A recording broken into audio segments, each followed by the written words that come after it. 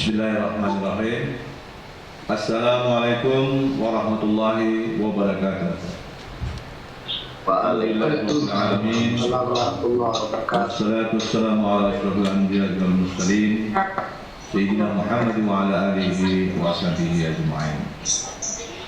Yang saya hormati Kepala Balai Diklat Jakarta yang mewakili, yang saya hormati Kepala Kata Menak Kabupaten Sambas ada yang mewakili, yang saya hormati para ini suara yang sebagai narasumber pada kali ini, yang saya hormati para peserta pelatihan pelayanan publik di lingkungan Kemenak Kabupaten Sambas yang berbahagia. Oke, nggak putusin. Pertama-tama marilah kita memanjatkan puja-puji syukur kepada Allah Subhanahu wa taala. Pada pagi yang berbahagia ini kita masih diberikan nikmat kesehatan, kesempatan sehingga kita dapat bersilaturahim walaupun dengan metode tanpa tetap muka, tanpa langsung tetap muka, tapi dengan Zoom meeting seperti ini. Alhamdulillah kita masih diberikan kemudahan sehingga dapat melaksanakan hadir pada acara pembukaan pelatihan pelayanan publik di lingkungan lembaga pendidikan di Kemenak Kabupaten Sambas. Bapak Ibu peserta yang saya hormati, kita mungkin memahami saat ini berada di tengah-tengah darurat COVID-19. Tentu menjadi perhatian kita semua, bukan saja kita tapi dunia, termasuk juga negeri yang kita cintai juga terpapar dengan darurat COVID-19. Oleh karena itu di saat seperti ini kita harus mampu menyesuaikan kondisi yang terjadi. Ya. Ini mohon maaf, ini suara jelas ya Pak ya? Jelas. Alhamdulillah. Kurang jelas. Hah? Kurang jelas? Halo, tes? Bisa didengar ini? Kurang jelas soalnya. Halo, tes 1 2. Ya, mohon teman-teman di mute ya, agar kita fokus ke suara Kak Kanwil ya. Oke, ya. Pak Rizal, mohon izin mute ya. Baik, walaupun kita berada di tengah-tengah darurat COVID-19, tentu kita harus banyak bersyukur ini. Paling tidak kita masih diberikan kesehatan, kesempatan sehingga bisa bersilaturahim, ya. Nah, oleh karena itu dalam rangka kita menyesuaikan kondisi seperti ini, paling tidak kita harus mengedepankan protokol kesehatan yang ditetapkan oleh pemerintah, ya. Ya, salah satunya adalah kita menggunakan masker, menjaga jarak, kemudian selalu cuci tangan dan menggunakan hand sanitizer. Ini semua tidak lain adalah dalam rangka kita memberikan solusi, paling tidak mengurangi terjadinya penyebaran darurat COVID-19. Walaupun mungkin kadang-kadang kita rasakan menggunakan masker, cuci tangan yang mungkin tidak terbiasa, ini adalah merupakan tatanan kehidupan baru yang harus kita mau tidak mau kita harus lakukan. Nah, paling tidak harus ditanam dalam konsep pemikiran kita. Paling tidak kita hadir sebagai solusi, bukan sebagai pembawa persoalan. Jangan sampai ada pemikiran dalam sahabat kita, kawan kita, keluarga kita, bahwa kita ini sebagai kurirnya darurat COVID-19 yang membagikan di seluruh lingkungan kita. Nah, ini tentu kita tidak ingin seperti itu terjadi. Bapak Ibu sekalian yang saya hormati, saya mengapresiasi, berterima kasih kepada Balai Diklat Keagamaan Jakarta yang telah memberikan kesempatan kepada kita semua sehingga bisa dilakukan kegiatan pembinaan ataupun pelatihan publik di lingkungan Kabupaten Sambas, khususnya di Kalimantan Barat. Jadi saya terima kasih banyak ini adanya kegiatan seperti ini. paling tidak dengan kegiatan ini kita bisa menyatukan persepsi dan sekaligus juga bisa mendapatkan berbagai macam informasi-informasi yang bermanfaat tentunya dalam rangka kita memberikan penguatan kepada masyarakat terkait dengan persoalan pendidikan di lingkungan Kalimantan Barat khususnya. Kemudian di samping itu juga saya berharap kepada seluruh peserta bisa mengikuti kegiatan ini dengan sebaik-baiknya dan mudah-mudahan dari para widyaswara dan narasumber dapat memberikan pembinaan kepada kita, masukan kepada kita sehingga dalam melaksanakan tugas kita lebih memiliki pemahaman yang lebih luas, terutama dalam rangka kita memberikan pelayanan publik di lingkungan masyarakat kita. Baik Bapak Ibu sekalian, untuk mengawali kegiatan ini saya akan buka dulu resmi nih, ayatnya dengan membaca Bismillahirrahmanirrahim. Pelatihan pelayanan publik di lingkungan bidang pendidikan di lingkungan Kabupaten Sambas secara resmi saya nyatakan dibuka. Bismillahirrahmanirrahim. Kita plus. Selanjutnya saya akan lanjut dengan izin Pak Harul. Saya lanjut untuk ini ya. Ya, siap. Silakan Pak Sanwir. Menyampaikan materi pembangunan bidang agama. Nah, saya terima kasih ini bisa ketemu dengan ada Bapak Ibu guru di situ, ada penyuluh, ada Kemenak Kabupaten Sambas. Ini memang jaraknya cukup jauh nih kalau misal dari Kanwil ke Kabupaten Sambas ini paling tidak 5 jam perjalanan kalau saya ke sana. Nah, tapi dengan adanya media ini mendekatkan kita. Nah, ini harus kita syukuri, ya kan? Baik, terkait dengan materi saya yaitu pembangunan bidang agama. Nah, bicara soal misi tentunya, misi Kementerian Agama. Coba itu. Oh ya. Rasul bisa nggak itu di ini visi dan misi Kementerian Agama sesuai dengan keputusan Menteri Agama nomor 39 tahun 2015. Nah, visi kita itu terwujudnya masyarakat Indonesia yang taat beragama, rukun, cerdas, sejahtera, batin dalam rangka mewujudkan Indonesia yang berdaulat, mandiri, berkepribadian berdasarkan gotong royong. Nah, next slide.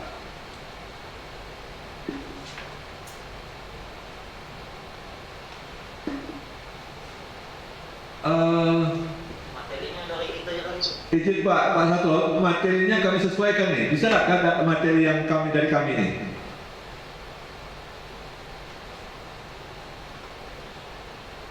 Atau saya jadikan host di sana atau gimana? Ya boleh.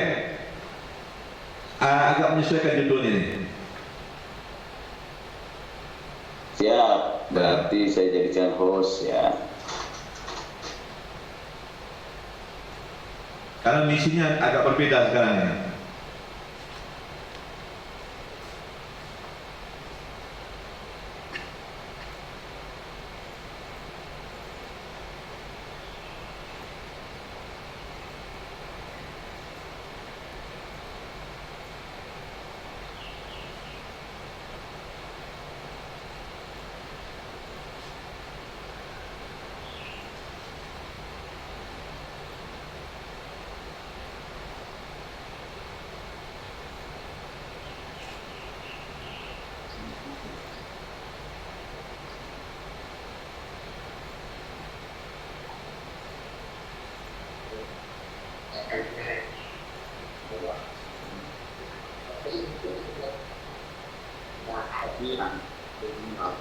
Silakan kemarin.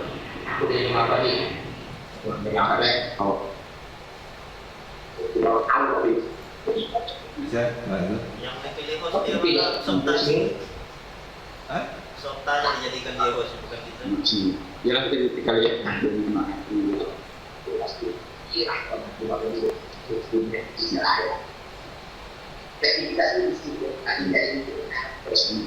Salah. Yang terbaru saya kira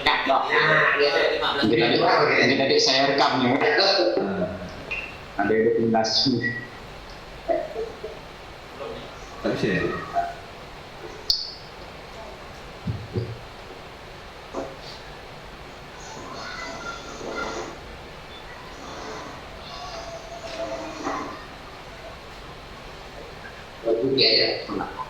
Atau materi dikirim? Sambonya keluar apa ya?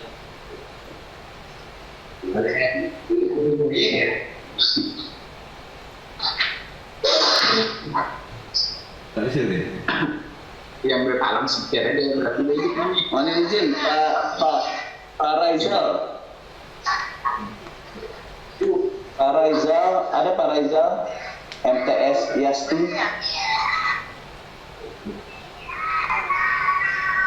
Pak Raizal. Pak Raizal. Bagaimana Pak? Bapak itu terakhir host. Tolong diklik Pak Kanwil menjadi host. Coba Bapak arahin klik partisipan. Pak Raizal. Ya. Di partisipan. Nah kemudian arahkan kursor ke nama Kak Kanwil.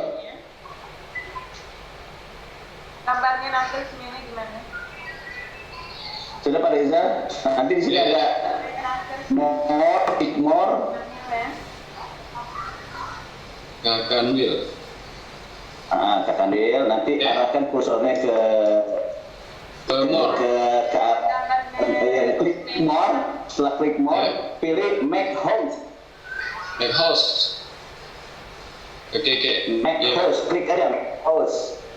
Oke. Agar hostnya pindah ke Kak Kanwil. Oke. Jadi di yes kan Pak? Ya. Iya, yes. Oke. Oke, sekarang sudah Pak Kanwil. Ya. Sudah Pak Kanwil hostnya. Oke, Silakan. sip. Ya. Makasih. Jadi menyesuaikan ini apa namanya visi misi Kementerian Agama tahun 2020-2024. Nah ini.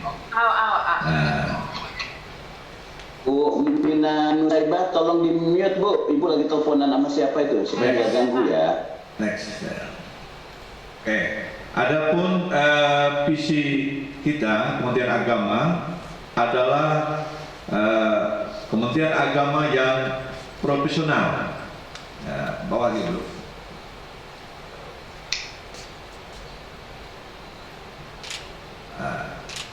Kementerian Agama yang profesional dan andal dalam membangun masyarakat yang soleh, moderat, cerdas, dan unggul untuk mewujudkan Indonesia yang maju, yang berdaulat, mandiri, dan berkepribadian berdasarkan gotong royong. Nah, ini visi Kementerian Agama tahun 2020-2024. Jadi menyesuaikan dengan visi Presiden secara keseluruhan.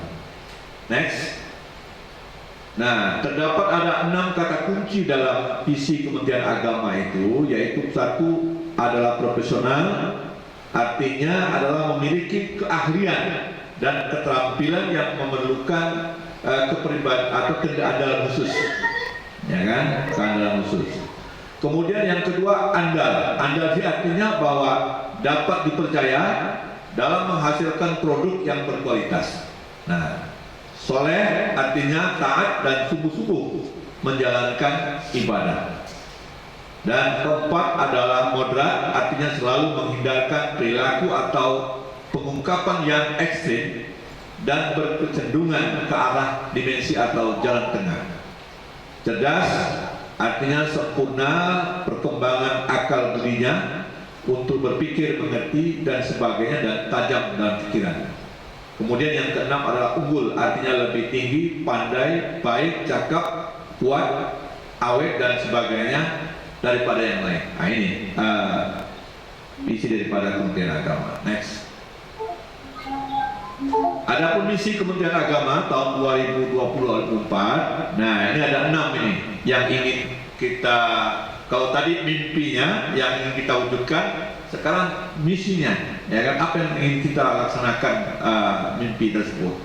Ada 6 hal yang menjadi misi kita.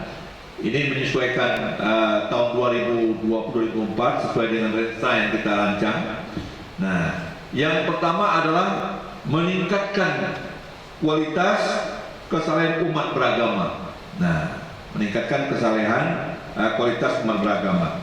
Nah, dalam hal ini tentu yang menjadi tolak ukur kita adalah sesuai dengan misi Presiden, ya, yaitu peningkatan kesejahteraan manusia Indonesia. Nah, kemudian yang kedua adalah memperkuat moderasi beragama dan kerukunan umat beragama.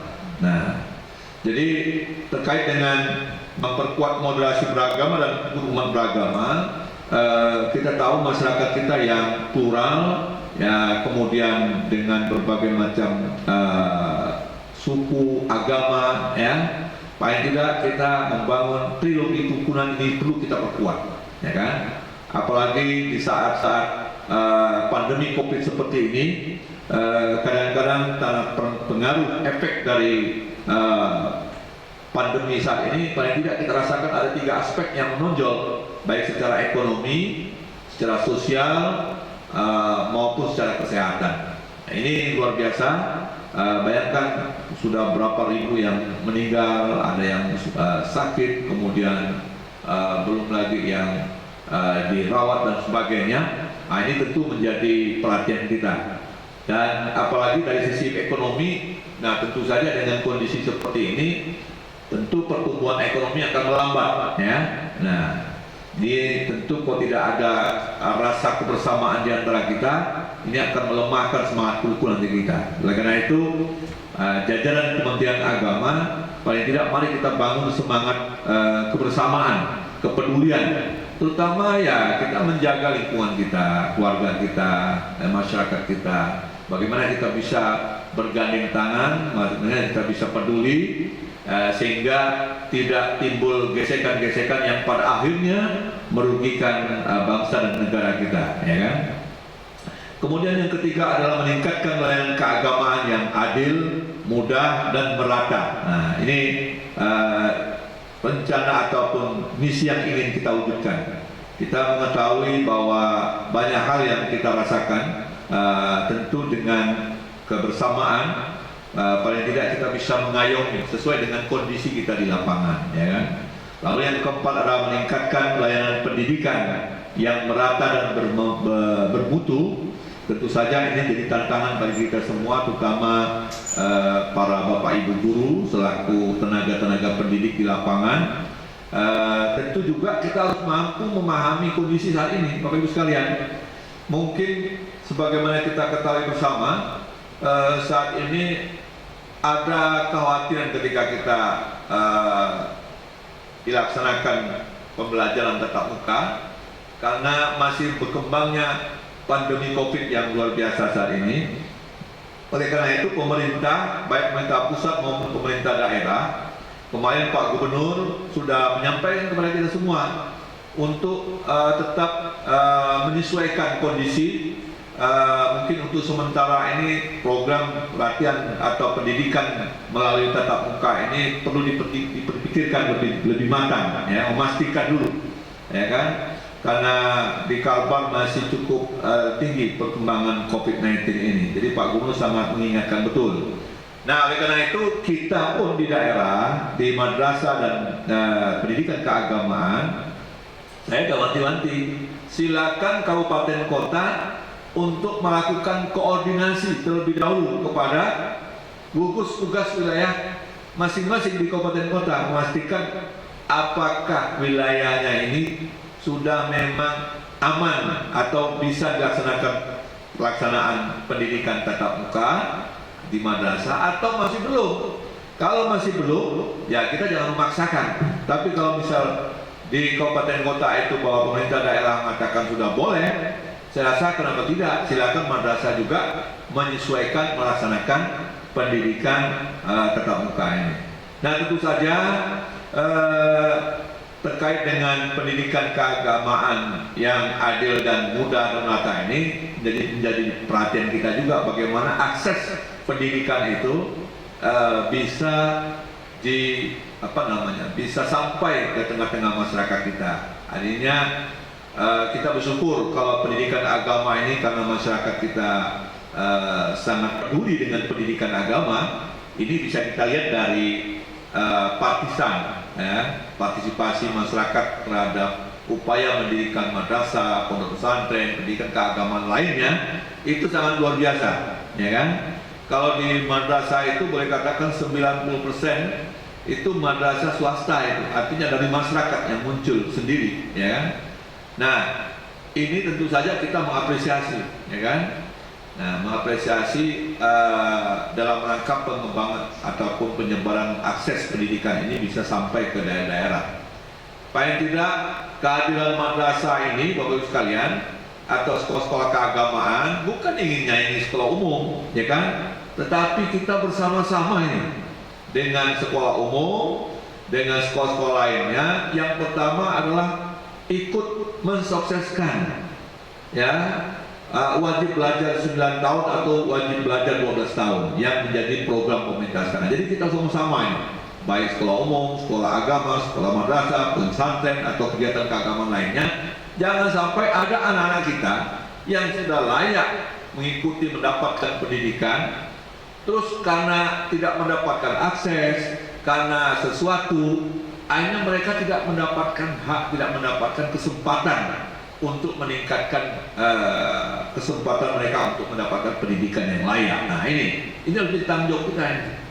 Dan memang di Kalbar kita masih merasakan itu usia sekolah itu masih 7 tahun. Jadi masih memungkinkan lah anak-anak kita ini mengembangkan ya, kesempatannya. Nah, jadi kita mengapresiasi dukungan masyarakat melalui kehadiran sekolah-sekolah swasta dalam rangka ikut mensukseskan tadi wajib belajar 9 tahun atau 12 tahun yang saat ini dicanangkan. Dan pemerintah pun juga mencanangkan dengan program BOS-nya itu, bantuan operasional sekolah. Artinya tidak ada alasan lagi sekolah dengan alasan tidak ada uang, tidak ada biaya sehingga tidak sekolah, ya kan? Nah, ini hendaknya Bapak Ibu selaku pemerhati pendidikan, termasuk juga di Kabupaten Sambas, itu harus dirangkul anak-anak kita yang tidak mendapatkan akses itu. Jadi jangan sampai mereka dibiarkan saja, ya. Nah, jadi ini harus menjadi perhatian kita, karena untuk mengangkat derajat anak-anak kita itu, generasi kita itu, yaitu dengan pendidikan, ya. Jadi harus menjadi tanggung jawab semua lah, ya, tanggung jawab para guru, para pendidik, ya, para pemerhati untuk memberikan akses yang seluas-luasnya pada anak-anak kita ini sehingga dia mendapatkan haknya, ya. Kemudian di samping itu juga tentu tidak ada alasan juga orang tua sekarang itu untuk melarang anak-anak itu bersekolah, karena pemerintah sudah mewajibkan wajib belajar 9 tahun, 12 tahun itu, ya kan? Nah, tapi memang kita masih merasakan karena luasnya wilayah Kalimantan Barat ini belum mampu mungkin di daerah pedalaman-pedalaman yang masih sangat terbatas lembaganya, sehingga dukungan masyarakat, dukungan umat yang sangat dibutuhkan dalam rangka memperkuat akses pendidikan. Kemudian meningkatkan layanan pendidikan yang merata dan bermutu. Nah, ini ya, ini juga menjadi perhatian kita, ya. Tentu kita berharap melalui pendidikan yang bermutu ini dapat memperkuat, ya, akses pendidikan kita. Kemudian yang kelima adalah meningkatkan produktivitas dan daya saing pendidikan. Nah, dan memantapkan tata kelola pemerintahan yang baik atau good governance. Nah, tentu kita berharap bahwa dengan mewujudkan pendidikan yang berdaya saing, ya, kemudian tatanan pemerintahan yang good governance, ini bagian dari kita melaksanakan misi presiden juga. Nah, next up. Nah, ini kalau kita lihat misi presiden, ya, disesuaikan. Kalau misal poin satunya itu terkait dengan meningkatkan ketahanan, kualitas kesalehan umat beragama, yaitu paling tidak ada misi poin 1 dan 5 itu, ya. Nah, peningkatan kualitas manusia Indonesia, kemajuan budaya yang mencerminkan kepribadian bangsa, ya. Kemudian memperkuat moderasi beragama dan kerukunan umat beragama. Ini adalah kemajuan kemajuan budaya yang mencerminkan kepribadian bangsa. Meningkatkan layanan keagamaan yang adil dan merata, ini adalah peningkatan kualitas manusia Indonesia dan pembangunan yang merata dan berkeadilan. Kemudian meningkatkan layanan pendidikan yang merata dan bermutu adalah mewujudkan misi Presiden meningkatkan kualitas manusia Indonesia, pembangunan yang merata dan berkeadilan. Lalu yang berikutnya meningkatkan produktivitas dan daya saing pendidikan adalah peningkatan kualitas manusia Indonesia. Dan yang terakhir adalah meningkatkan tata kelola pemerintahan yang baik, good governance. Itu adalah mewujudkan pemerintahan yang bersih, efektif dan terpercaya. Nah, ini menjadi program utama daripada misi yang ingin diwujudkan oleh Kementerian Agama. Adapun tujuan, tujuan Kementerian Agama, yaitu untuk mencapai keenam misi tersebut, maka Kementerian Agama menetapkan 6 tujuan sebagai berikut. Satu, meningkatkan kualitas umat beragama dalam menjalankan ibadah ritual dan sosialnya. Jadi kita sangat mendorong ini peningkatan kualitas umat beragama dan menjalankan ibadah ritual. Oleh karena itu pembangunan rumah ibadah menjadi salah satu menjadi perhatian kita. Hanya mungkin saat ini kita memahami bahwa di saat darurat COVID-19 tentu saja semuanya harus menyesuaikan, ya kan? Jadi kita sebagai pelayan, sebagai pembina, penyuluh, ini pesannya harus sampai kepada masyarakat. Kadang-kadang masyarakat memahaminya bermacam-macam, ya kan?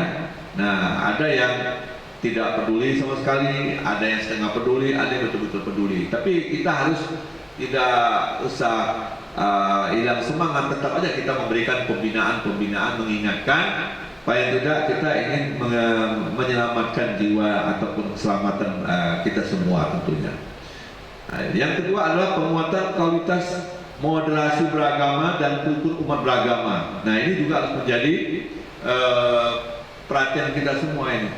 Kita tahu bahwa dalam konteks moderasi beragama dan umat beragama, ini kan kita memahami bahwa bisa saja terjadi masyarakat kita atau apalagi di tengah-tengah kondisi sekarang yang sangat mudah aksesnya dengan pengaruh globalisasi informasi, orang begitu mudah sekali mendapatkan konten-konten, mendapatkan pemahaman, tapi biasanya kadang-kadang tidak utuh, ya kan? Yang berbahaya ini ketika dia mendapatkan potong-potong konten-konten pemahaman agama yang tidak utuh ini, dia yakini dan menganggap dialah yang paling benar, lalu menyalahkan orang lain. Ini yang kita khawatirkan ini. Karena kita seringkali dihadapkan oleh dua kutub yang berbeda nih. Ada garis kanan mungkin yang keras dan radikal, garis kiri yang liberal. Ini kadang-kadang saling tarik menarik ini, ya kan? Peran kita sebagai pelayan, sebagai pembina dan sebagainya, kita harus mampu menunjukkan sikap yang moderat, sikap yang wasatiyah, yang tengah-tengah. Jadi tadi saya katakan bisa saja orang itu radikal ketika dia mendapatkan konten-konten yang sepotong-sepotong yang belum dipahaminya betul-betul, lalu menganggap kelompok-kelompok tua ini yang salah, ya kan? Lalu diklaimnya macam-macam, ya, yang akhirnya menimbulkan gesekan-gesekan. Ini dia tidak mau, ya kan? Oleh karena itu, hendaknya sebagai pelayan kita harus, sebagai penyuluh kita harus bisa memberikan pemahaman yang benar, sehingga apalagi ketika kita menggunakan media sosial, kita harus cerdas juga, harus bijak menggunakan. Jangan belum kita ketahui secara utuh apa yang ada dalam konten WA kita itu, kita sudah sebarkan, sudah share kemana-mana, sampai ke Papua, sampai ke Aceh, kemana-mana. Ini tentunya berarti kita tidak bijak ya, menggunakan medsos ini, ya kan? Hendaknya mestinya kita harus cek and dicek dulu, memastikan benar ini, ya kan? Kemudian kontennya bagaimana ini? Apakah ini menimbulkan ujaran kebencian, menimbulkan permusuhan dan sebagainya. Nah, jangan lupa sekarang ada undang-undang IT. Apalagi sebagai bapak ibu guru, sebagai penyuluh, kita harus lebih cerdas memahaminya, dan hendaknya kita mampu memberikan pemahaman yang mampu menenangkan. Nah, walaupun misalnya terjadi gesekan dan sebagainya, ya kita harus itu. Walaupun kita tidak bisa mendamaikan orang lain, paling tidak kita bisa berdamai dengan diri kita sendiri. Yang bahaya kita ikut terjebak dan akhirnya menimbulkan gesekan-gesekan yang pada akhirnya merugikan kita semua, ya kan? Nah ini harus dipahami, ya kan? Kemudian yang berikutnya adalah meningkatkan peningkatan umat beragama yang menerima layanan keagamaan. Nah ini juga kita mendorong ini, ya. Kita kemarin ada program pembinaan penyuluh, mengangkat para penyuluh di semua agama. Dari Kementerian Agama itu ya ada paling tidak sesuai dengan undang-undang negara kita itu melindungi 6 agama itu. Ada Islam, Kristen, Katolik, Hindu, Buddha, sampailah Konghucu. Dan kita juga mengangkat para penyuluh-penyuluhnya dan juga membina rumah-rumah ibadah, dan peran kita ini ya itu sebagai fasilitator. Nah, jadi kita dorong layanan dan keagamaan ini bisa terlaksana. Tentu dalam memberikan pelayanan yang kita lakukan ini disesuaikan dengan jumlah umat, sesuai dengan kondisi masyarakatnya, ya kan? Jadi tentu disesuaikan di lapangannya. Walaupun kadang-kadang ada persepsi masyarakat, wah ini harus adil Pak, misalnya kalau jumlahnya sama ya sama semua, ya kan? Jadi kita lihat jumlahnya, kalau jumlah umatnya ya sama seperti anak sekolah ini, kalau saya maknai. Ada 100 sekolah yang muridnya 1000, ada muridnya 500, ada 300, ada 100, ada 10 ya. Nah, jadi kalau misal mereka ini mau wisata misalnya, kata 5 sekolah ini, 6 sekolah ini, Pak, ini kok mobilnya harus sama semua ini. Nah, sama apa jumlahnya? Kalau misal satu dapat 10, 10 semua. Bisa nggak seperti itu? Nah, ini tentu saja tidak seperti itu. Bayang kalau misal semuanya dapat 10, murid yang 1000, 10 mobil, murid yang 10 orang, 10 mobil kan? Yang satu mungkin kayak apa itu disusun, satu mobil isinya 100 orang, nah yang satu mobil isinya 1 orang, kan tidak ini, tidak sesuai. Jadi pelayanan kita berikan disesuaikan dengan jumlah umat, disesuaikan dengan kondisi. Nah, oleh karena itu peran kita untuk memastikan pendataan ini sangat menentukan dalam rangka kita memberikan pelayanan kepada umat. Kemudian yang berikutnya adalah peningkatan peserta didik yang memperoleh layanan pendidikan umum berbasis keagamaan. Nah ini tentu aja adalah pendidikan keagamaan, ya kan? Nah kemudian pendidikan agama dan pendidikan keagamaan berkualitas. Nah oleh karena itu kita berupaya keras ini, ya kan? Pendidikan madrasah misalnya itu adalah pendidikan umum yang berbasis agama, ya kan? Kemudian pendidikan agama, ada pondok pesantren, ada pendidikan di Kristen, ada Katolik, Hindu dan sebagainya, dan pendidikan keagamaan yang berkualitas. Nah ini kita mendorong supaya pendidikan itu mampu memberikan layanan yang berkualitas, yang baik, ya kan? Nah tentu saja dalam peningkatan peserta didik yang layanan ini, ya bisa kita lakukan dengan tadi itu, bagaimana anak-anak bisa memperoleh pendidikan, ya kan? Sehingga bisa melanjutkan pendidikan lebih tinggi, ya kan?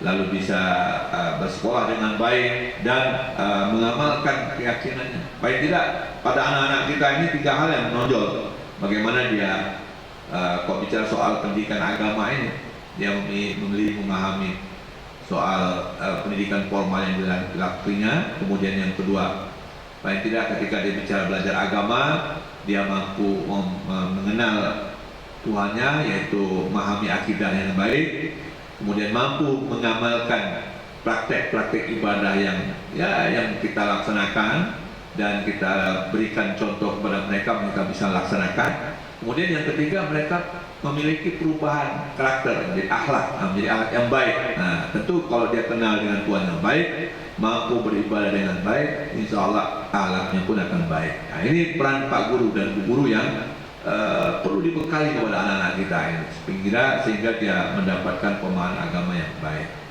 Kemudian yang kelima adalah meningkatkan lulusan pendidikan yang produktif, memiliki daya saing dan kompetitif. Nah, ini tentu juga menjadi harapan dan tujuan bagi dunia pendidikan, termasuk para bapak ibu guru yang sebagai ujung tombak ini di lapangan yang berhadapan langsung dengan anak-anak didik. Bagaimana anak-anak kita itu bisa menyelesaikan pendidikannya dengan baik, bisa melanjutkan pendidikan yang lebih tinggi, kemudian produktif, artinya tidak hanya sekedar tamat, tapi dia juga mampu mengembangkan ilmunya, mampu memenuhi kebutuhannya, ya, sehingga dia juga mampu bisa berdaya saing. Ya. Oleh karena itu, peran yang kita dorong di sini adalah bagaimana mewujudkan sekolah-sekolah unggul, bagaimana memberikan pembinaan-pembinaan pada sekolah-sekolah ini untuk mengukur kualitas layanan pendidikan yang kita lakukan. Paling tidak bisa kita lalui pertama melalui ada istilah akreditasi sekolah. Nah, jadi dengan akreditasi sekolah kita bisa memetakan mana sekolah-sekolah kita yang unggul, kualifikasi A, B, C, ya kan, atau TT, atau tidak terakreditasi. Nah, ini kita lihat, ya kan. Nah, di situ kita akan melihat bagaimana layanan yang diberikan oleh Bapak Ibu sekalian, ya, dalam memberikan pendidikan pada anak didiknya. Apakah sekolah yang kita bangun ini memiliki kompetensi, memiliki standar yang sudah ditetapkan. Lalu yang kedua, untuk melihat sekolah itu bermutu dan berdaya saing, bagaimana alumni anak-anak kita itu mampu tidak bersaing di tingkat global, di tingkat lokal, di tingkat lingkungan sekolahnya. Nah, ini tentu saja saya mengapresiasi sekali kalau ada sekolah-sekolah yang aktif kegiatan, mulai dari kegiatan formalnya, kokurikulernya, lalu kegiatan non formalnya, ya kan, ekstrakurikulernya, itu akan memberikan membuat anak-anak itu ada cinta dengan alma maternya. Nah, kalau misalnya sekolah itu tidak ada kegiatan ekskulnya, tidak ada kegiatan ekstrakurikulernya, itu ya mungkin anak-anak merasakan tidak punya kesan di sekolah itu. Nah, jadi sekolah ada tempat membangun kedewasaan anak-anak, mampu melatih keterampilannya dan membentuk karakternya. Jadi bagaimana para peran Bapak Ibu guru di sekolah ini sangat menentukan, ya kan? Jadi bukan lagi pola kita nih Bapak Ibu sekalian, pola mengajar kita yang ini udah ketinggalan kalau kita hanya menganggap belajar yang bagus itu kalau tangannya di meja, di kelasnya senyap aja, ya. Kemudian mencatat sampai habis. Nah, itu udah pola-pola lama, itu udah ketinggalan. Jadi di sekarang ini yang dibutuhkan adalah anak-anak itu bagaimana kita melatih anak-anak yang kreatif, inovatif, ya, dan mampu menyelesaikan kemandiriannya sendiri. Nah, ini mampu menyelesaikan tugas-tugasnya dengan baik. Apalagi di era global seperti ini, kita dihadapi oleh anak-anak generation milenial. Nah, generasi milenial salah satu cirinya dia dekat dengan IT, ya, dia mampu menyelesaikan konten persoalannya karena dia menguasai dengan update hal-hal yang sangat banyak dan mudah dikuasainya. Jadi di sini pola didik, pola asuh kita pun harus menyesuaikan, ya kan? Yaitu tadi itu saya katakan udah di pola lama yang metodenya ceramah sampai habis, menulis sampai habis, ya kan, PR itu udah kadang-kadang tidak menyesuaikan lagi dengan kondisi zaman. Jadi dia harus proaktif ini pada anak-anak ini, ya kan. Paling tidak kita mendorong anak-anak kita ini meningkatkan kompetensinya.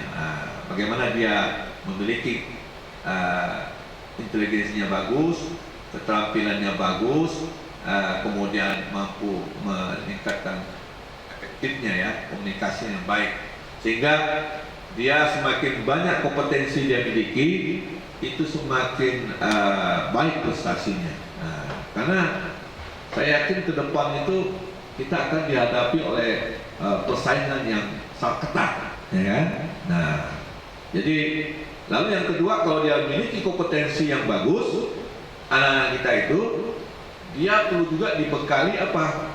Kesiapan untuk berkompetisi.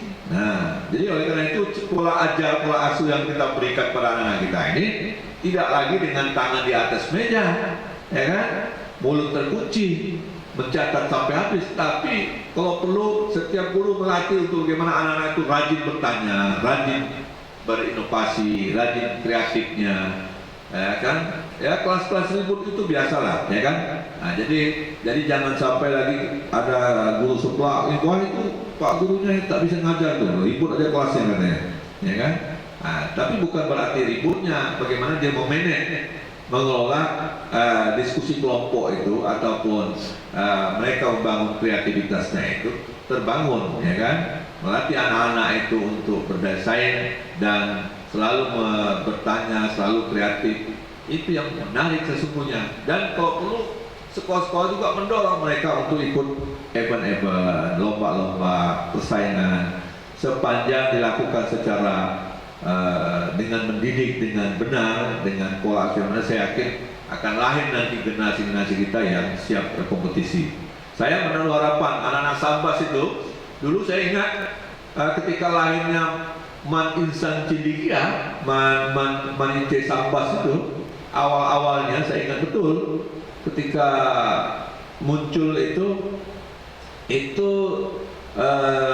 tidak sesuai dengan passing grade yang ditetapkan oleh pusat, oleh Pak Direktur. Nah, karena tahun pertama itu saya anggap asabikun awal, ya kan? Siswa pertama itu sudah ditentukan passing grade-nya, nilainya sekian, ya kan? Ternyata begitu tes 96 orang itu hanya 10% saja yang memenuhi passing grade, yang lainnya itu di bawah passing grade semua.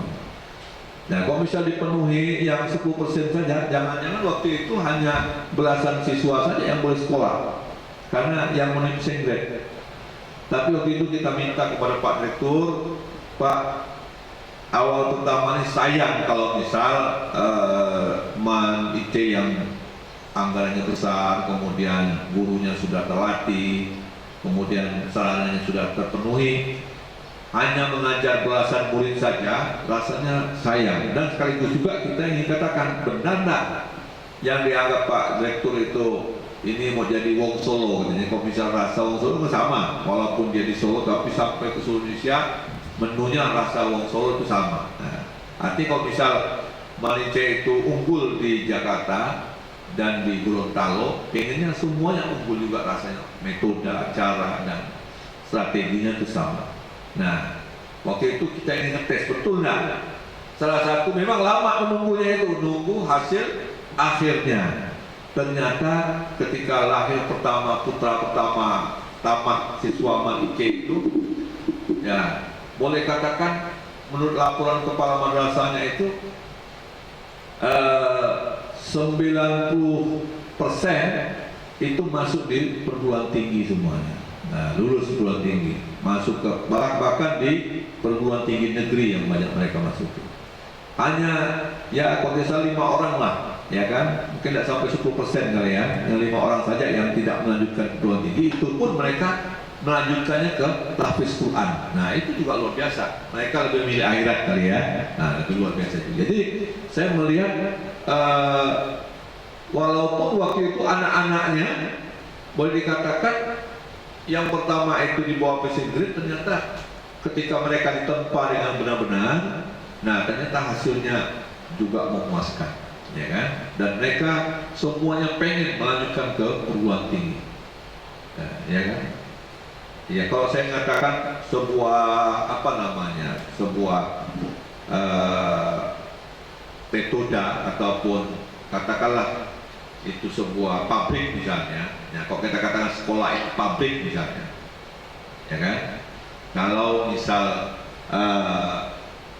bahan mentahnya itu dari barang yang mungkin kualitasnya rendah, anggaplah seperti besi misalnya. Nah, besi bahan mentahnya kalau bisa di kilo mungkin hanya harganya ya berapa ribu lah ya 1 kilo besi itu.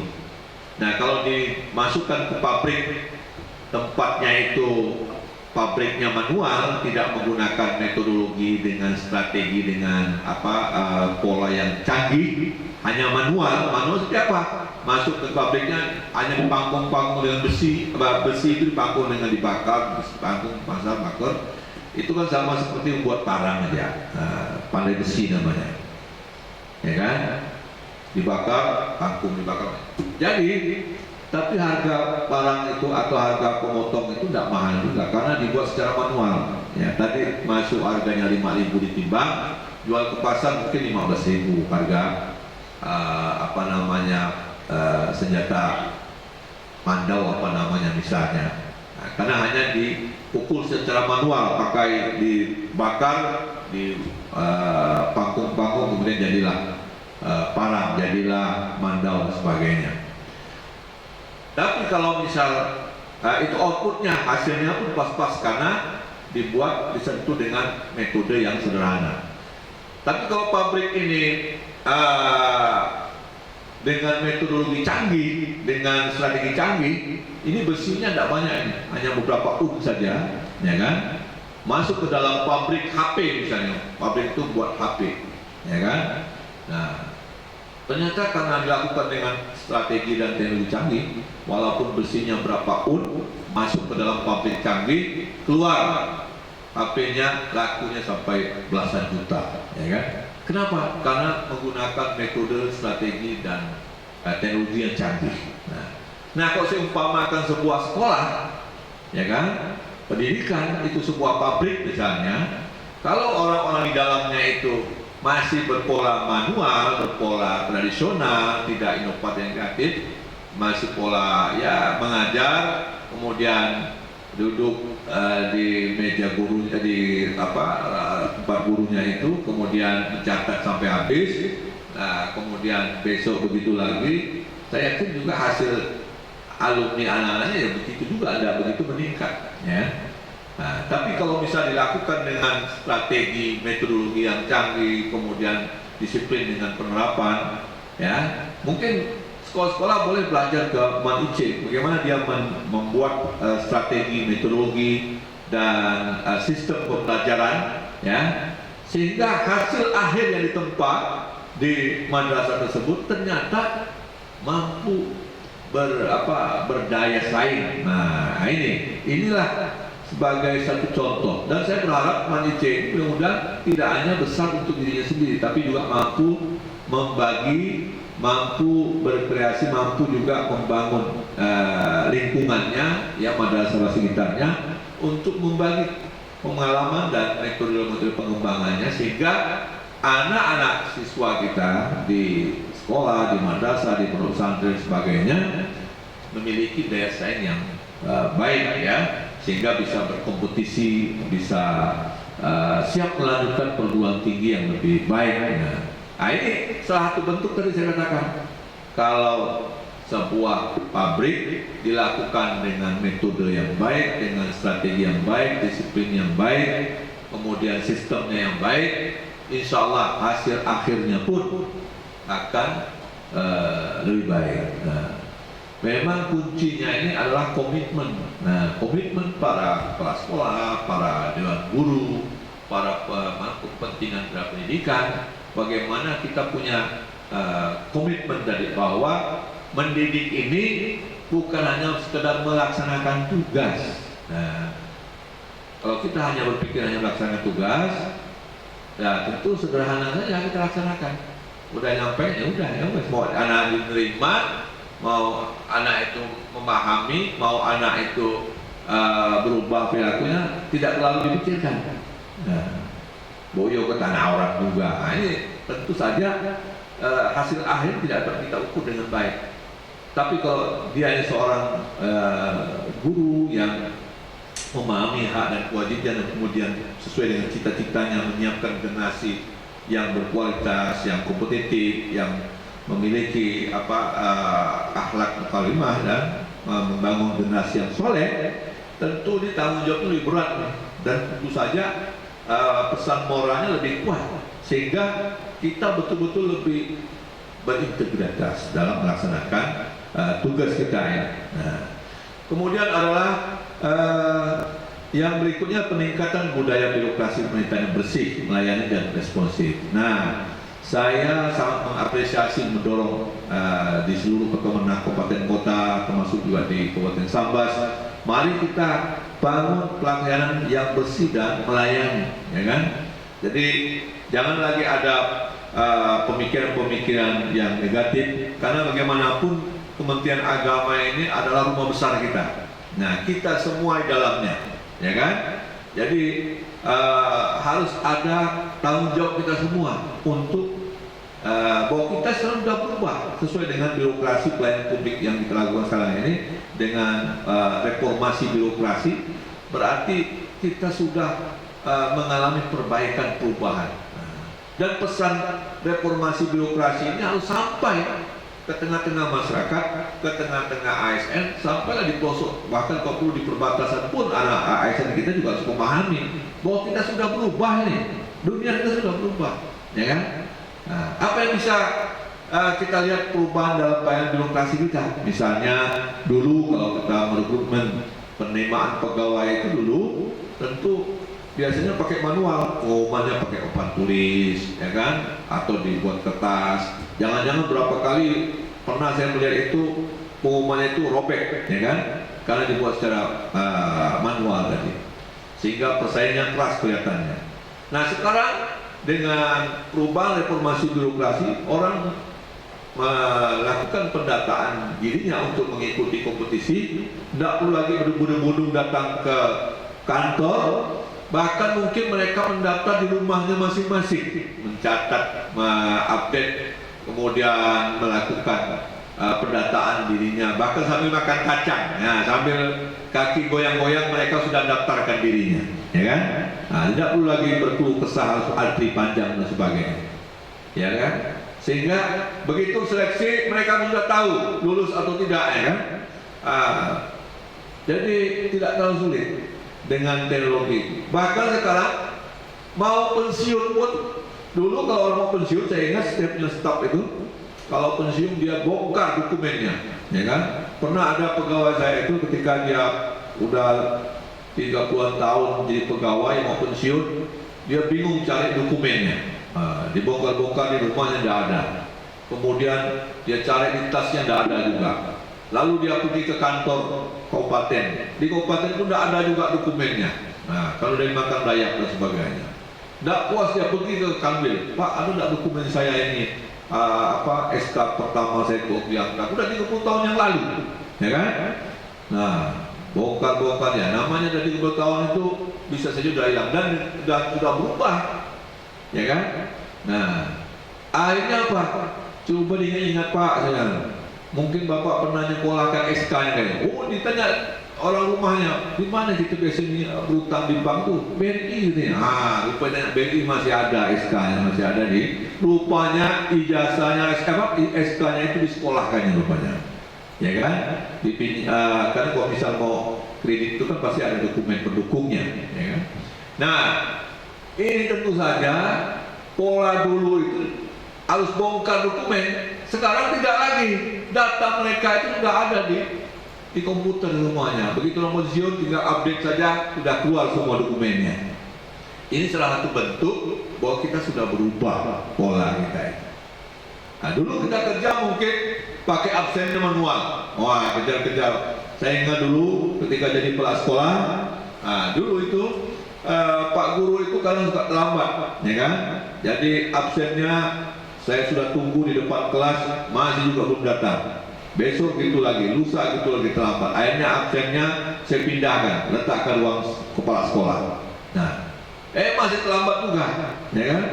Nah, jadi kita coba selusuri apa masalahnya. Oh, rupanya banyak sekali urusan Pak Gurunya ini. Nah, tapi sekarang, kalau dulu masih bisa diskusi dengan kepala sekolahnya, Pak ini begini alasannya sebagainya. Sekarang tidak bisa lagi. Sekarang dengan penjipret guru itu berlari-lari dengan dia lebih takut dengan lampu merah, lebih takut dengan pejiplitnya daripada kepala sekolahnya, ya kan? Nah, sehingga kalau mesin itu kan tidak bisa kompromi, ya kan? Jadi harus tepat waktu. Ternyata lebih efektif rupanya membangun kesadaran pelayanan tersebut. Tapi ini memang sudah menjadi tanggung jawab kita, karena dulu mungkin belum ada tunjangan stres guru, belum ada tunjangan tukin dan sebagainya. Jadi gaji masih kecil. Nah, sekarang tidak ada alasan lagi. Gaji sudah semakin baik, sehingga masyarakat layanan menuntut juga kita harus lebih baik, ya kan? Bahwa yang jelas sekarang ini kondisi kita sudah berubah, ya kan? Nah, jadi ini harus pahami. Gitu juga jadi Pak Guru sesuai dengan undang-undang harus S1, mau tidak mau harus sekolah lagi, ya kan? Banyak guru-guru yang harus menyesuaikan. Nah, ini kita mau apresiasi lah. Alhamdulillah sekarang boleh katakan guru-guru semua sudah S1 semua, sudah bahkan ada yang S2, ada yang doktor juga. Di Sambas itu banyak itu yang doktor itu. Saya mengapresiasi itu. Sudah zamannya kita menyiapkan generasi kita ini, tentu diawali dengan para pendidik-pendidik yang berkualitas. Sehingga kita bisa membangun birokrasi yang bersih, melayani dan responsif. Apalagi Bapak Ibu yang berhadapan langsung dengan siswa, dengan orang tua, dengan masyarakat, tentu sebagai pelayan kita harus itu paling tidak 3S, ya, senyum, sapa, salam harus menjadi perhatian kita. Cuma ini karena kondisi COVID, ya kita harus memahami, ya kan?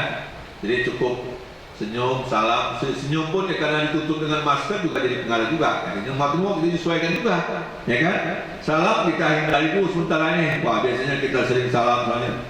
Dia mau kita memahami, karena memang ini adalah namanya new normal, memahami dengan tatanan baru, kita menyesuaikan. Mau tidak mau kita harus melakukan itu perubahan. Tapi dalam hal pelayanan kita tetap responsif, artinya peduli.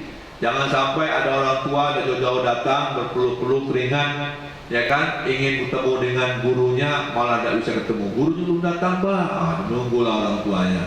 Besok lagi datang lagi, terlambat lagi. Nah, ini kan namanya tidak responsif. Mestinya kita harus cepat melayani. Jangan-jangan orang tua ini banyak juga urusannya, bukan hanya kita aja, ya kan? Jadi bagaimana kita melayani dengan hati, ini yang penting.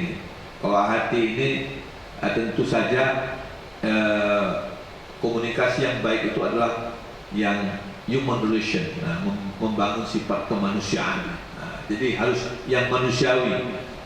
Bukankah manusia itu harus dilayani dengan baik, disapa, ya kan, diajak bicara. Ini adalah membangun human relation, hubungan manusia, ya kan?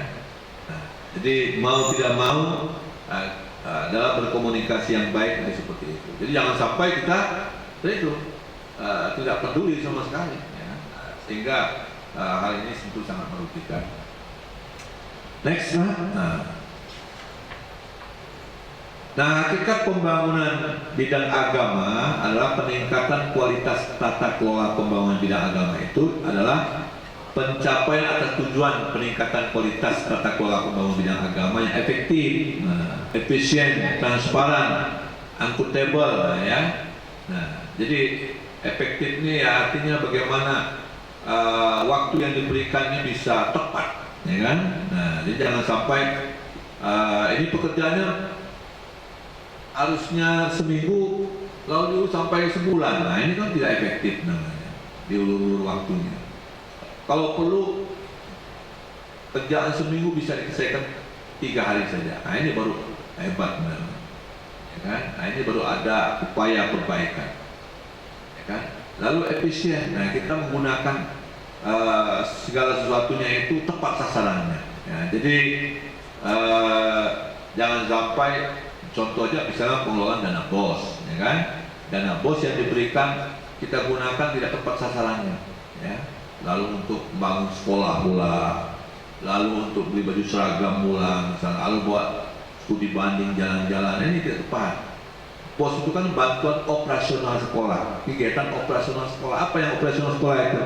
Ya, bagaimana kegiatan tatap muka, kegiatan non tatap muka itu berjalan, ya kan? Bagaimana kegiatan proses belajar mengajar itu berjalan secara efektif, ya kan? Lalu bagaimana pelaksanaan evaluasinya terselenggara dengan baik, ya kan? Kalau sudah evaluasi berjalan, prosesnya berjalan, lalu dapat juga kita ketahui hasil akhirnya, anak itu lulus atau tidak lulus, lalu kita bisa juga memberikan laporan kepada orang tua murid.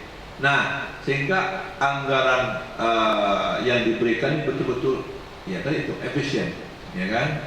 Bahkan kalau perlu misalnya diberikan 1 juta, misalnya contoh, ya kan? Tapi kita bisa gunakan betul-betul efisien hanya 900, masih ada sisa 100, nah ini betul-betul efisien. Yang bayar diberi 1 juta masih kurang 900, dari mana kita harus kumpul 500 itu? Nah ini kan tidak efisien. Ternyata rupanya ada pengelembungan yang lain. Oh rupanya kurang uang kopi yang tidak ada. Nah, padahal di Sabah banyak kopi misalnya ini. Jadi ini juga harus efisien, harus paham. Transparannya artinya ada keterbukaan, ada musyawarah dengan orang tua murid, terutama di sekolah-sekolah, di madrasah. Sekarang ini apalagi madrasah negeri itu sudah jelas namanya KPA itu kuasa pengguna anggaran, berhak mengelola itu dana yang ada dalam DIPA-nya. Nah itulah dikelola dengan sebaiknya sesuai dengan regulasi yang ditetapkan oleh pemerintah, ya kan? Ada memahami aturan mainnya, diperhatikan cek SBU-nya, diperhatikan juknisnya, juklaknya, diperhatikan aturan mainnya, diperhatikan ketentuan-ketentuannya, lalu didukung dengan data-data bukti-bukti yang kuat, kemudian di-file dengan baik sehingga pengelolaan dana itu menjadi tepat tadi. Nah, jadi tentu saja transparan di sini artinya ada komunikasi yang baik lah dengan pemangku kewenangan. Tapi kalau misal terkait dengan dana DIPA ya tentu kepala sekolah dengan para pengambil ketentuan lah seperti PPK-nya, bendaranya, atau mungkin koordinator penyelenggara kegiatan itu sendiri. Tapi kalau menyangkut dana komite, tentu komite lah yang menjadi kewenangan dalam pengelolaan. Dan harus bisa dibedakan sekarang ini. Jangan sampai kita terbentur dengan pungutan liar dan sebagainya yang akhirnya menimbulkan persoalan. Kalau tidak ada aturannya, tidak ada regulasinya, itu dianggap pungutan liar namanya dan bisa bermasalah, ya. Nah, lalu yang di samping transparan, akuntabel ini artinya dapat dipertanggungjawabkan, ya kan? Nah, jadi kadang-kadang biasanya kita waktu buat rencana kegiatan itu udah muluk-muluk, proposalnya begitu bagus, apalagi dengan sampul yang ada gambarnya macam-macam, ya kan? Kemudian dibuat bentuk-bentuk yang pokoknya proposalnya bagus lah. Nah, tapi tidak cukup hanya proposal bagus, harus diiringi juga kegiatan yang jelas, terbukti, nyata, terlaksana dengan baik dan terukur. Nah, sesuai dengan rencana yang dibuat. Kalau sudah rencana proposal bagus, kegiatannya pun bagus, belum selesai, harus diiringi juga dengan laporan yang bagus. Nah, laporannya disesuaikan sesuai dengan rencana awal dan dievaluasi dengan bukti-bukti, dokumen pendukung sampai pada jalannya proses kegiatan itu terupdate dengan baik, ya, terfile dengan baik. Nah, ini dikatakan akuntabel. Nah, tapi kalau misal proposalnya bagus tapi pelaksanaannya nonsen, itu jelas tidak bagus. Atau mungkin proposalnya bagus, rencana perjalanan kegiatan pun juga bagus, banyak yang hadir dan sebagainya, seolah heboh lah ceritanya, tapi laporannya tak dibuat, tidak juga bagus, ya kan? Nah, yang bagus itu rencananya bagus, pelaksanaannya kegiatannya bagus, kemudian lengkap dengan bukti-bukti, dokumen-dokumen, foto-foto semuanya terupdate semuanya dan bisa dilihat, dibuktikan oleh siapapun. Nah, ini namanya transparan. Tentu saja tidak semua orang yang boleh menentukan keuangan ini adalah bidang pengawasan. Itu adalah BPKP, BPK, atau juga Dirjen, atau mungkin pimpinan di atasnya boleh saja melihat dalam rangka pembinaan. Nah, tolak ukur keberhasilan dalam rangka peningkatan kualitas tata kelola pembangunan bidang agama yang efektif, efisien, transparan, kredibel ini, satu adalah bisa dilihat dari meningkatnya perolehan predikat dari wajar dengan pengecuali, baik WDP menjadi WTP. Nah, artinya laporan keuangan kita ini yang dikelola mulai dari satker paling bawah sampai ke atas itu, ya, itu dinilai oleh BPK ya, wajar tanpa pengecuali. Nah, berarti betul-betul baik nih. Yang bahaya ini kan ada macam itu, ada WDP dengan pengecuali, terus ada lagi disclaimer. Disclaimer itu artinya tidak mau berikan opini. Nah, kan? Yang bahaya itu adalah baiknya itu tidak wajar. Nah, itu bahaya, ya, tidak wajar. Jadi ada banyak masalah.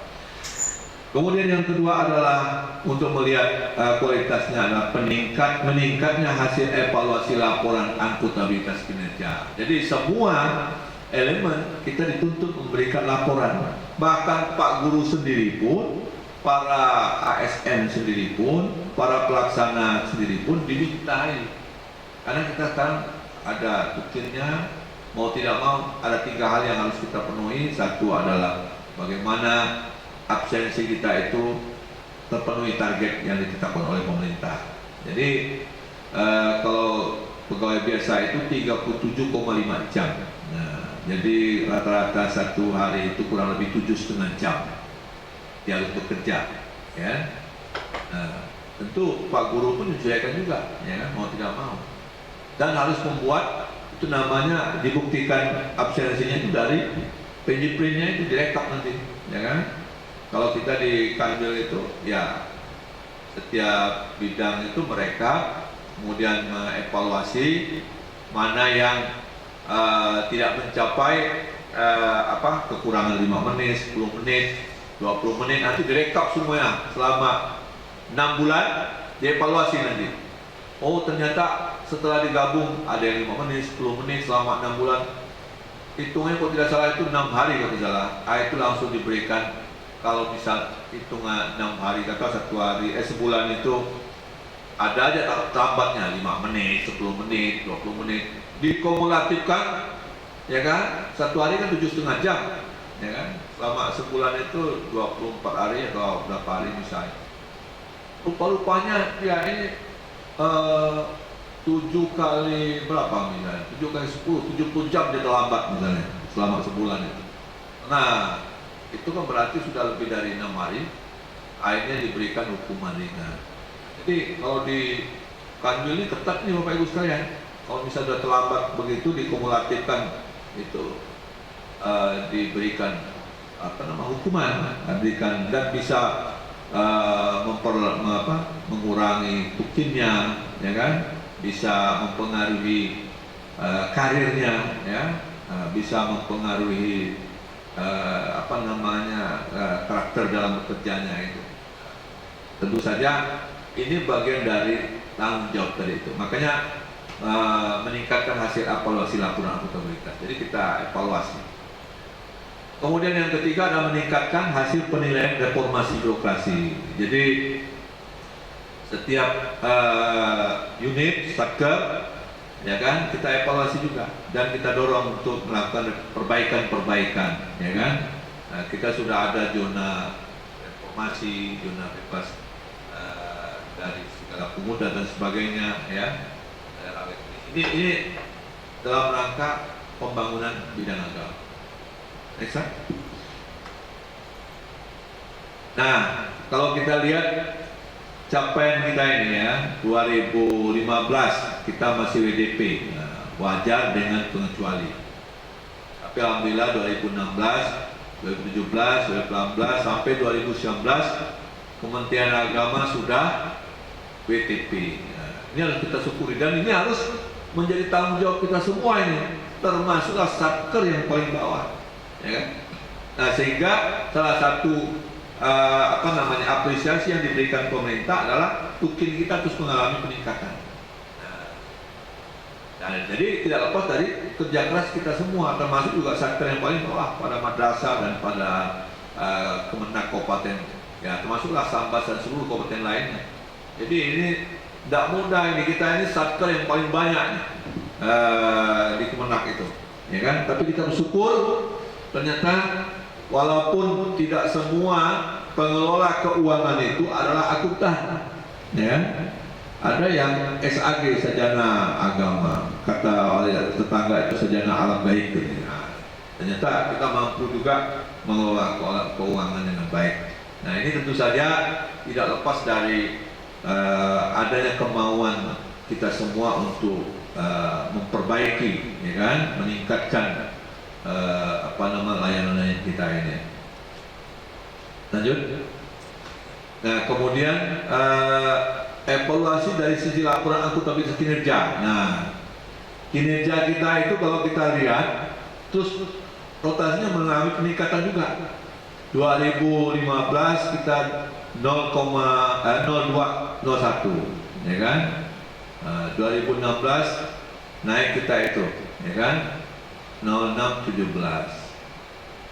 Ya kan? Kemudian 2017 70,02. 2018 70,12. 2019 70,52. Nah, ini capaian kinerja ataupun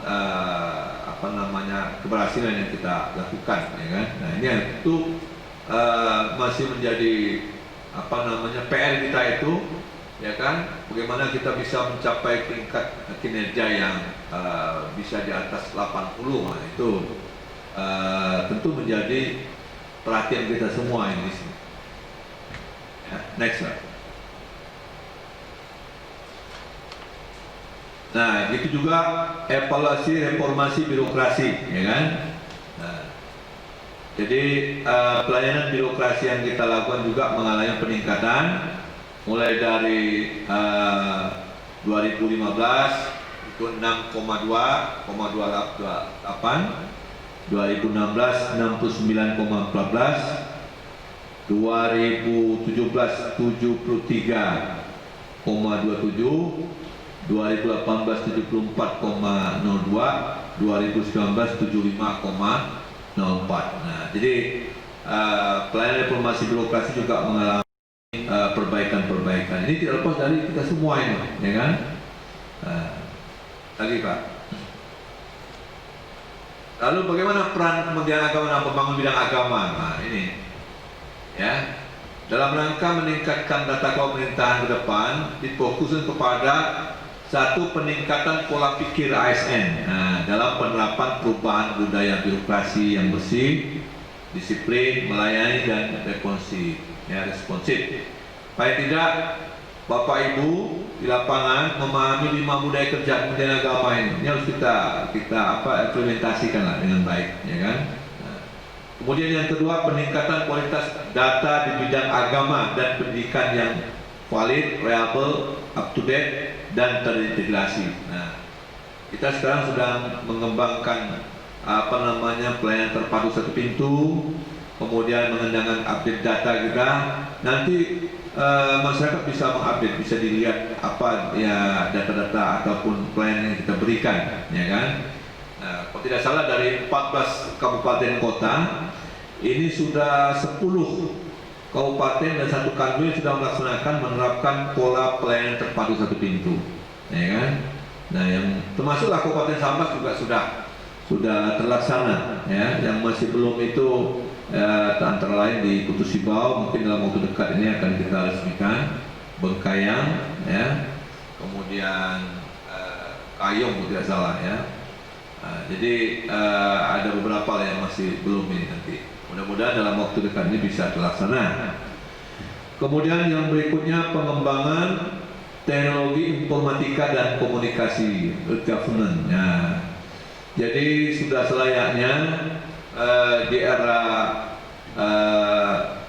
milenial saat ini, mau tidak mau kita menyesuaikan ini, ya kan? Salah satu ciri orang milenial itu, generasi milenial itu dia dekat dengan teknologi informasi.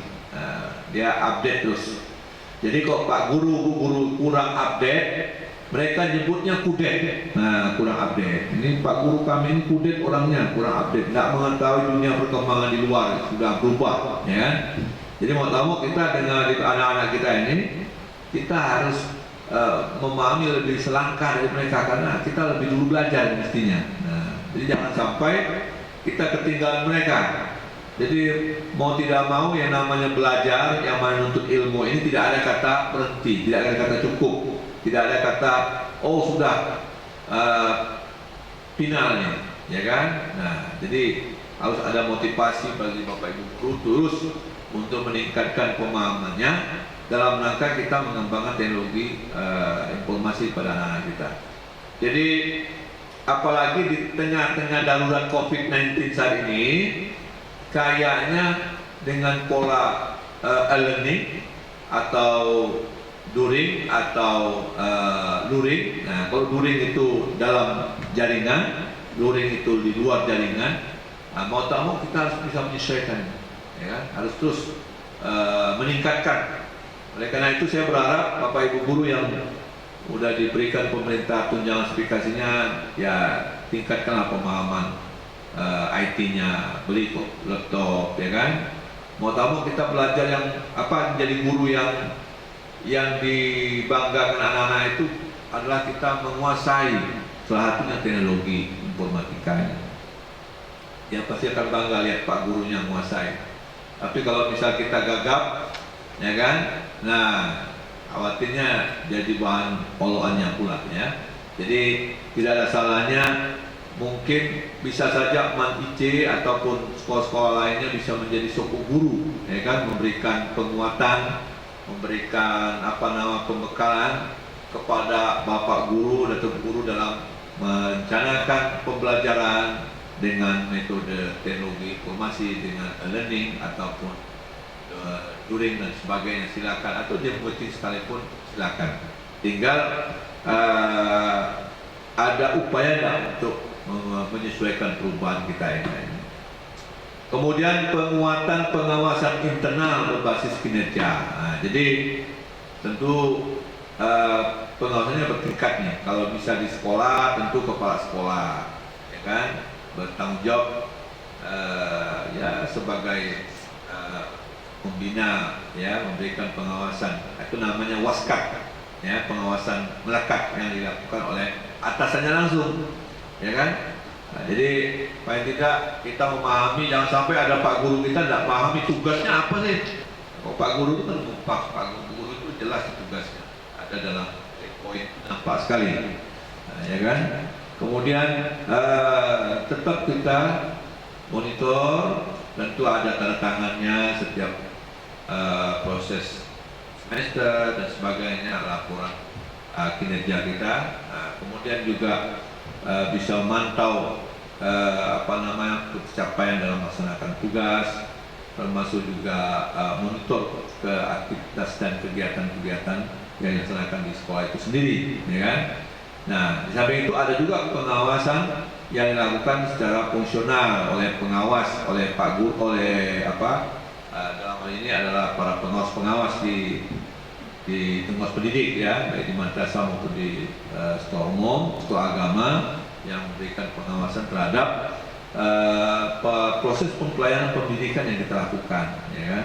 Nah, jadi tentu pengawas pendidik ini beda lah dengan pengawas yang lainnya. Mereka lebih bersifat mendidik, ya kan? Memberikan sebagai soko guru, bukan mencari kesalahan, tapi memperbaiki sistem, metode, pendekatan, kemudian pola-pola pembelajaran. Yang pada intinya adalah bagaimana kita menjadi guru yang profesional. Jadi guru yang profesional itu kalau saya itu sederhananya, walaupun banyak gagasan, pengertian, pemahaman dari para ahli, tapi kalau menurut saya itu yang paling penting sebagai seorang profesional itu yang pertama dia menguasai, memahami, terampil terhadap apa yang diajarkan. Nah, jadi jangan sampai dari guru agama dia tidak paham apa yang diajarkannya, lalu tidak bisa pula ngaji. Nah, udah kacau itu, ya kan?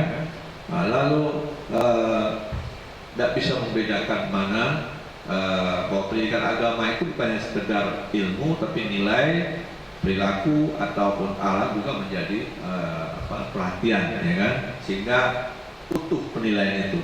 Jangan sampai kita saking sakleknya memberikan nilai, seolah-olah hanya waktu ujian saja nilai agama itu dilakukan pada anak, padahal anak itu sudah mempraktekkan, sudah ada perubahan perilakunya, sudah mampu melaksanakan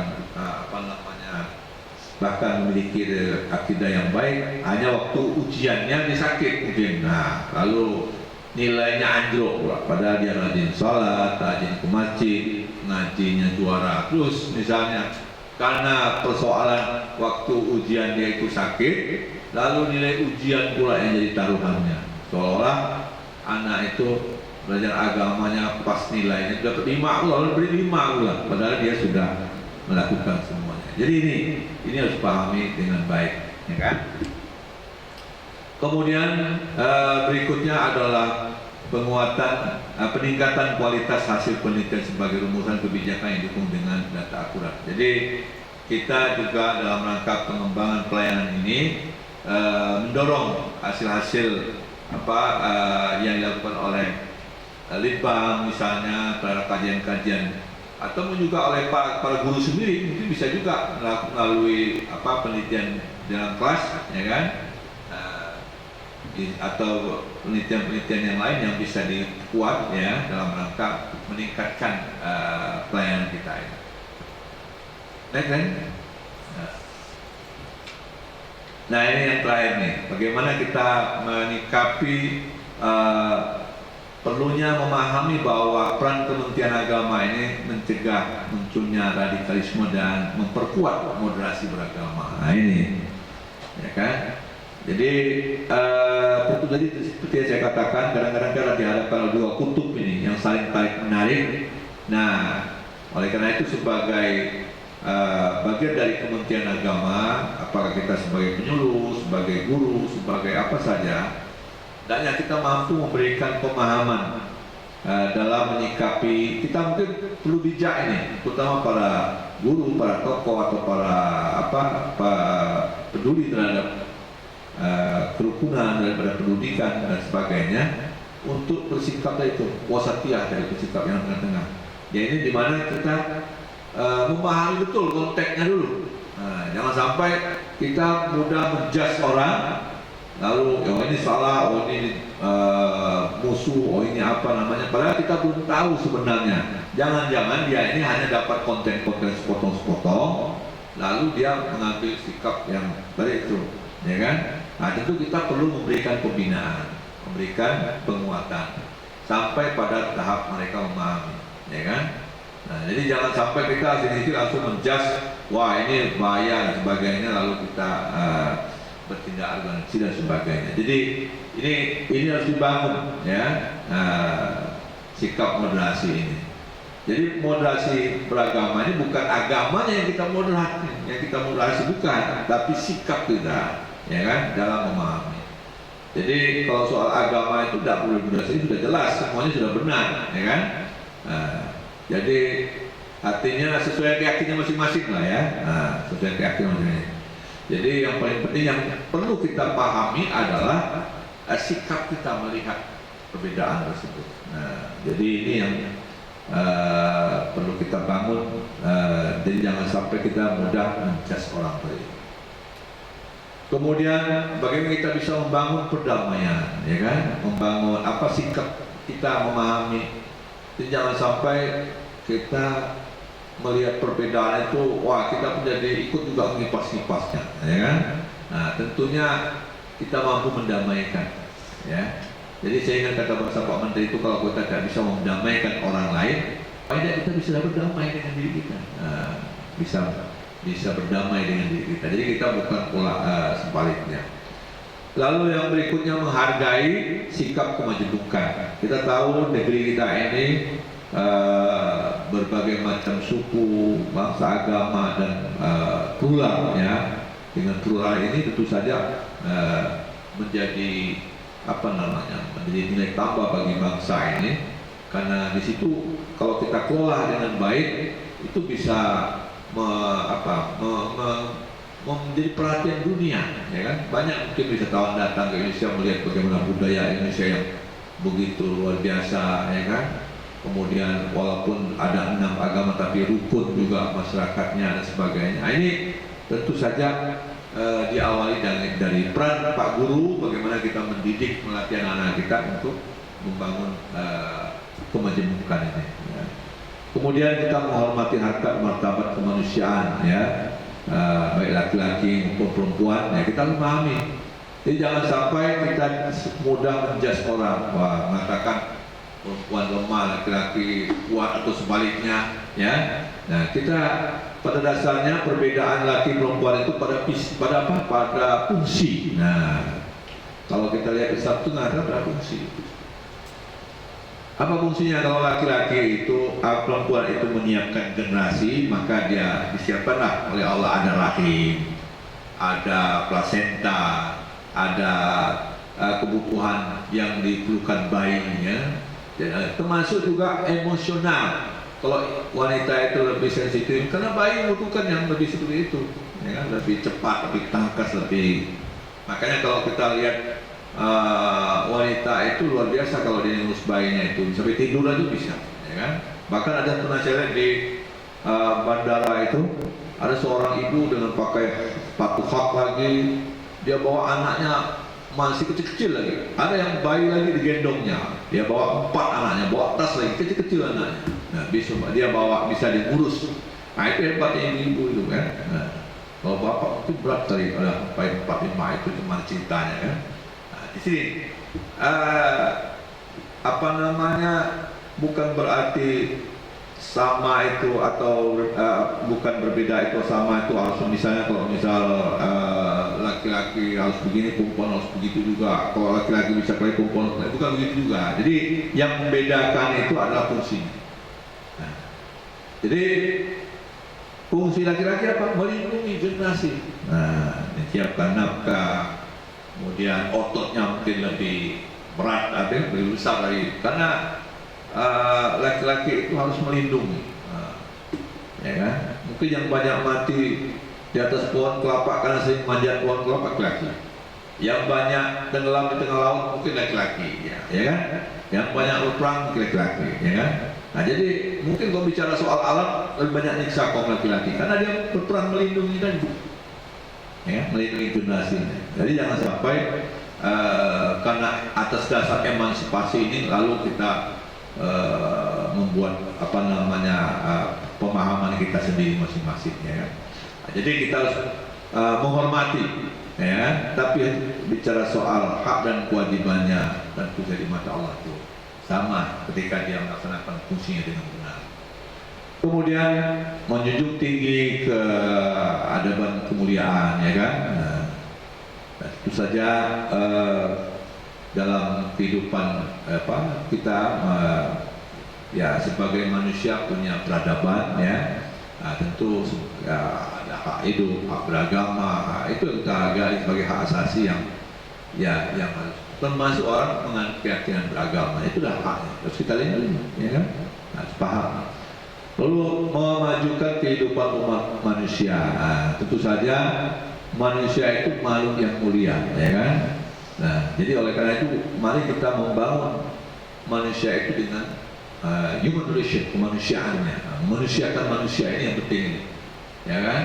Nah, jadi bagaimana ada anak kita, apalagi peran Pak Guru ini sangat luar biasa. Bagaimana menyiapkan generasi yang menjadi manusia unggul, manusia yang bermartabat, manusia yang maju, yang mandiri. Nah, ini peran Pak Guru dalam menyiapkan generasi yang kuat, ya. Nah, itu tentu saja melalui pendidikan, melalui agama, melalui penyiapan generasi ini, tentu kita berharap generasi masa depan memiliki kualitas yang lebih baik tentunya. Nah, sudah menjadi cita-cita kita semua. Kalau bisa anak-anak kita lebih baik dari kita, kan begitu, generasi kita lebih baik. Nah, ini mungkin beberapa hal yang dapat saya sampaikan. Terima kasih. Saya kembalikan lagi kepada moderator dan saya akhiri. Wassalamualaikum warahmatullahi wabarakatuh.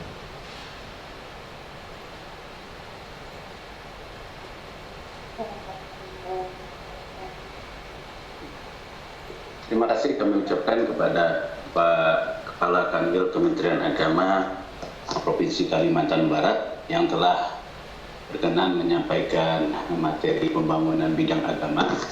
Ini banyak informasi yang kita dapatkan.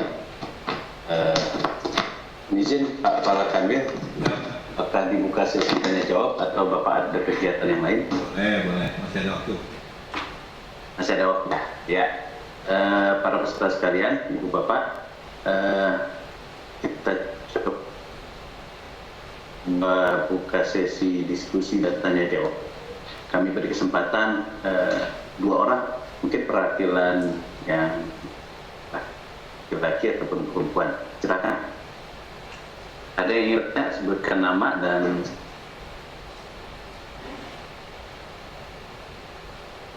Unmute ya Kak.